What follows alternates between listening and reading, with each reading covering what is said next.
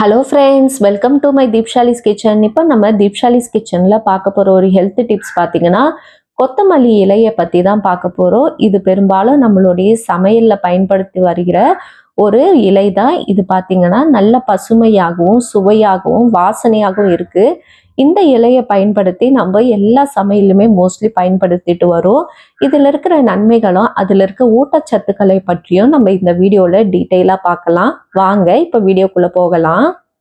இந்த கொத்தமல்லி பார்த்தீங்கன்னா விட்டமின் ஏ, சி, கே மற்றும் இரும்பு, கால்சியம் போன்ற கனிம சத்துக்கள் மிகுந்ததாக இருக்குது. இதில் இருக்க ஆன்டி ஆக்சிடென்ட் பார்த்தீங்கன்னா நம்ம உடலில் இருக்கிற நச்சுக்களை நீக்கிறதுக்கும் நம்ம உடலை நச்சுத்தன்மையிலிருந்து பாதுகாக்கிறதுக்கும் இது ரொம்ப உதவியாக இருக்குது.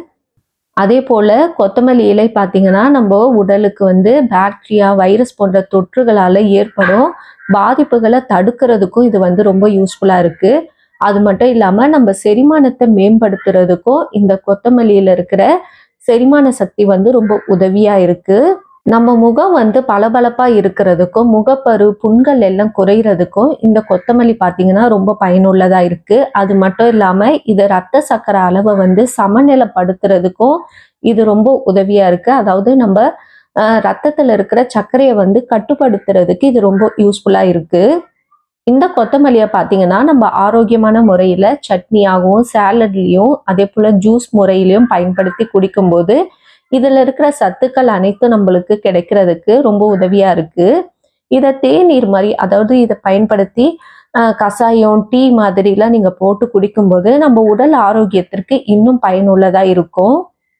இந்த கொத்தமல்லியை பார்த்தீங்கன்னா இந்தியா, மெக்சிகோ, மத்திய கிழக்கு, தென் அமெரிக்கா, அதே மாதிரி மத்திய தரைக்கடல் பகுதியில் இருக்கிறவங்க அதிகமாக இதை பயன்படுத்திட்டு வராங்க.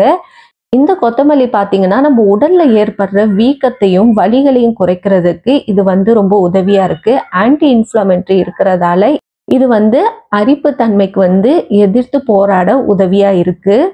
அதே போல் சில பேருக்கு பார்த்தீங்கன்னா நீர்பிடிப்பு பிரச்சனை இருக்கும். அந்த பிரச்சனையை குணமாக்குறதுக்கும் குறைக்கிறதுக்கும் இது ரொம்ப உதவியாக இருக்குது. இதோடைய சாறு பார்த்தீங்கன்னா நம்ம செரிமான பிரச்சனைகளை குறைக்கிறதுக்கு ரொம்ப உதவி பண்ணுது. அது மட்டும் இல்லாமல் மலச்சிக்கல், வாயுனால ஏற்படுற அசௌகரியத்தை எல்லாம் சரி செய்யறதுக்கு இது ரொம்ப உதவி பண்ணுது.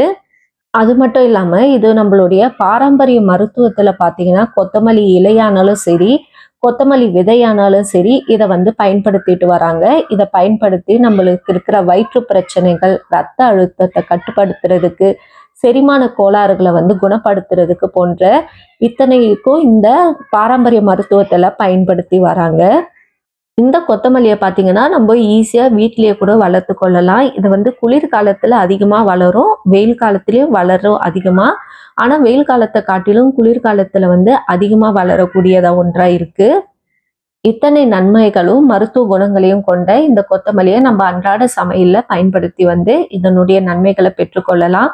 இந்த வீடியோ உங்களுக்கு பிடிச்சிருந்தா மறக்காமல் லைக் பண்ணுங்கள், ஷேர் பண்ணுங்கள், சப்ஸ்கிரைப் பண்ணுங்கள் ஃப்ரெண்ட்ஸ். இன்னொரு வீடியோவில் உங்களை சந்திக்கிறேன். பாய் பாய் ஃப்ரெண்ட்ஸ்.